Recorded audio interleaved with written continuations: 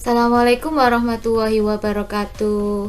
Salam sehat semua siswa-siswi SMP YPM. Hari ini kita akan belajar tentang hukum pewarisan sifat, yaitu pada bab hukum pertama Mendel. Sebelum itu saya ingatkan, kita berdoa terlebih dahulu. Bismillahirrahmanirrahim. Tujuan pembelajaran kita hari ini yaitu kalian dapat menjabarkan hukum pewarisan sifat atau hukum Mendel dengan tepat setelah melakukan kegiatan pengamatan. Dan yang kedua, kalian dapat menganalisis hukum pewarisan sifat atau hukum Mendel dengan tepat setelah melakukan kegiatan pengamatan. Sekarang, yuk kita bermain terawang warna. Siapkan 2 kertas mika. Yang pertama, warnai dengan warna merah, dan yang kedua, warnai dengan warna putih. Jika kedua kertas mika tersebut digabung, terawang warna akan berubah menjadi warna merah. Apa yang terjadi? Jika warna merah adalah sifat merah dan warna putih adalah sifat putih, dan pembauran dua warna menjadi warna merah. Hal ini terjadi karena sifat merah menutupi sifat warna putih. Sekarang yang kedua. Kertas mika yang pertama warnai dengan warna biru, dan kertas mika yang kedua warnai dengan warna kuning. Jika warna biru membawa sifat biru dan warna kuning membawa sifat kuning, pembauran dua warna tersebut memunculkan sifat baru, yaitu warna hijau. Lalu, apa yang membedakan keduanya? Yuk kita pelajari mengenai hukum Mendel, yaitu tentang pewarisan sifat. Sifat atau ciri yang dimiliki oleh setiap makhluk hidup ada yang dapat diturunkan dan ada pula yang tidak dapat diturunkan. Pewarisan sifat dari induk kepada keturunannya disebut dengan hereditas. Tokoh yang sangat berjasa menemukan hukum-hukum genetika adalah Gregor Johann Mendel yang dijuluki sebagai Bapak Genetika. Mendel melakukan percobaan dengan menyilangkan tanaman ercis. Didapatkan hukum Mendel, yaitu hukum pertama Mendel yang dikenal sebagai hukum segregation atau hukum pemisahan berlaku untuk monohibrid. Sedangkan hukum kedua Mendel dikenal dengan hukum perpasangan bebas berlaku untuk dihibrid. Istilah-istilah dalam genetika. Yang pertama, homozigot. Homozigot adalah suatu organisme yang memiliki sepasang alel identik untuk suatu gen atau karakter.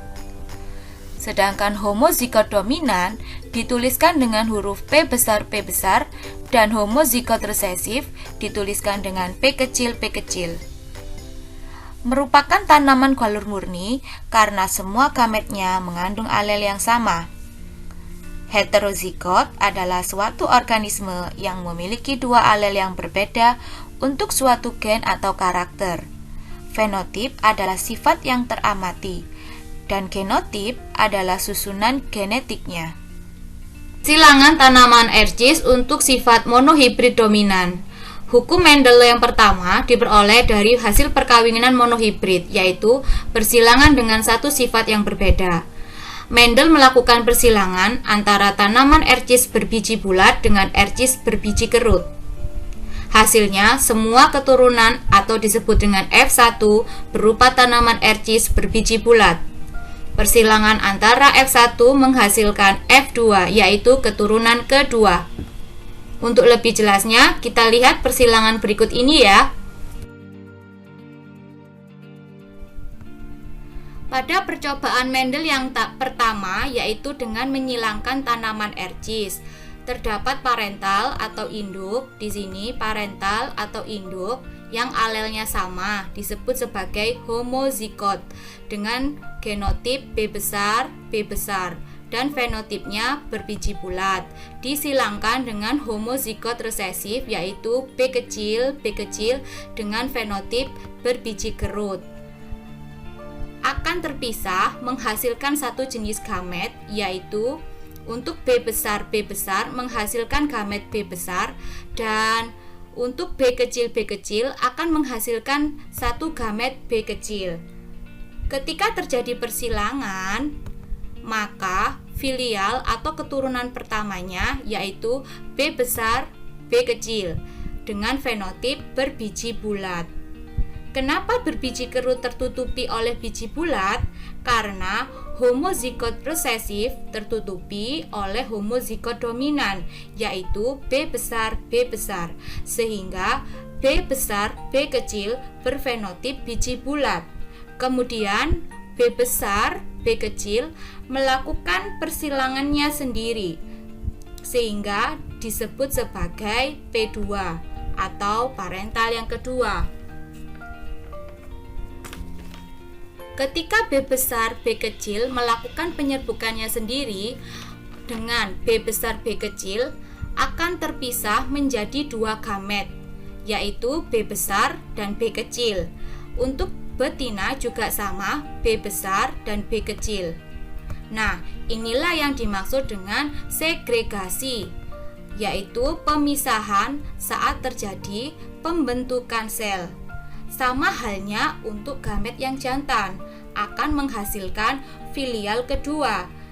Nah, untuk penyatuan gamet dari induk betina bersatu dengan induk gamet jantan lebih memudahkan, maka disajikan tabel seperti ini.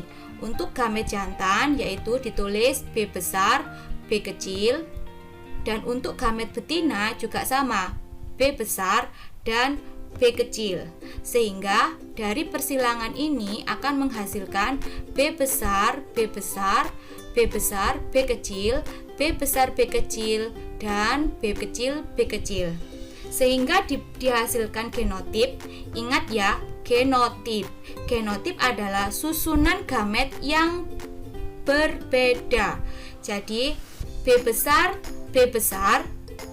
dibandingkan dengan B besar, B kecil, fenotipnya bulat karena B kecil tertutupi sifatnya oleh B besar, sehingga terjadi perbandingan 1:2:1. Sedangkan untuk fenotip adalah sifat yang terlihat, yaitu bulat dan kerut. Perbandingannya adalah 3:1. Dari percobaan Mendel yang pertama, maka Mendel menyimpulkan bahwa faktor terwariskan untuk biji berkerut tidak hilang pada keturunan yang pertama, melainkan hanya tertutupi oleh faktor biji bulat. Kemudian, kesimpulan Mendel yang pertama, biji bulat bersifat dominan dan biji berkerut bersifat resesif. Faktor terwariskan tersebut dinamakan dengan gen. Kemudian, Mendel juga menyilangkan tanaman dengan dua sifat berbeda. Jadi kalau tadi cuma satu sifat yang berbeda, sekarang Mendel menyilangkan dengan dua sifat yang berbeda, yaitu tanaman ercis berbiji bulat dengan warna merah dan ercis berbiji keriput warna putih. Kira-kira keturunan keduanya nanti seperti apa ya? Nah, itu adalah tugas untuk kalian untuk menghitung berapa persentase keturunan kedua untuk tanaman ercis bulat berwarna merah dan persentase untuk keturunan kedua tanaman ercis berwarna putih.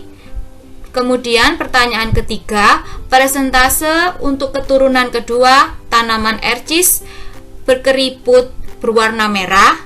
Dan yang keempat, presentase untuk keturunan kedua tanaman ercis berbiji keriput warna putih. Agar lebih memahami, kalian pelajari dulu ya hukum kedua Mendel. Demikian pembelajaran dari saya ucapkan banyak terima kasih. Wassalamualaikum warahmatullahi wabarakatuh.